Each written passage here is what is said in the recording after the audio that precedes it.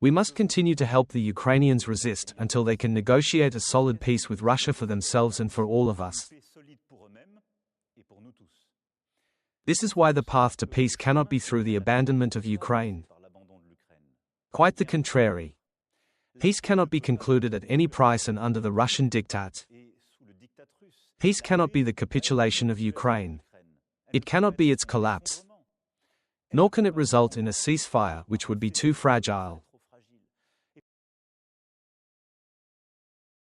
Once peace is signed, so that Ukraine is not invaded again by Russia, we must prepare for it. This will certainly involve long-term support for the Ukrainian army. This may also involve the deployment of European forces. They would not go to fight today, they would not go to fight on the front line. But they would be there, on the contrary, once peace is signed, to guarantee full respect for it. And I want to believe that the United States will remain by our side. But we must be ready if this is not the case.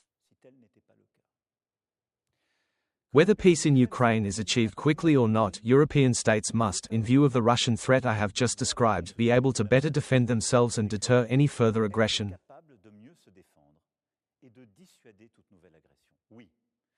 Yes, whatever happens, we need to equip ourselves more. The future of Europe does not have to be decided in Washington or Moscow. And yes, the threat is coming from the East. And from the innocence of the last 30 years since the fall of the Berlin Wall is now over.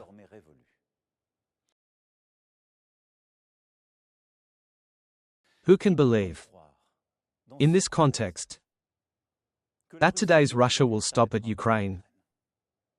As I speak to you and for years to come, Russia has become a threat to France and to Europe. I regret this very deeply. Our nuclear deterrent protects us. It is complete, sovereign, French from start to finish. Since 1964, it has always explicitly played a role in the preservation of peace and security in Europe. But responding to the historic call of the future German Chancellor, I have decided to open the strategic debate on the protection of our allies on the European continent through our deterrence. Whatever happens, the decision has always been and will remain in the hands of the President of the Republic and the heads of the armed forces.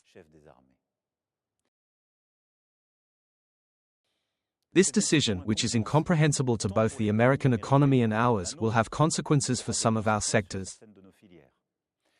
It increases the difficulty of the moment, but it will not go unanswered on our part. So, while preparing the response with our European colleagues, we will continue, as I did 15 days ago, to try everything to convince people that this decision would hurt us all.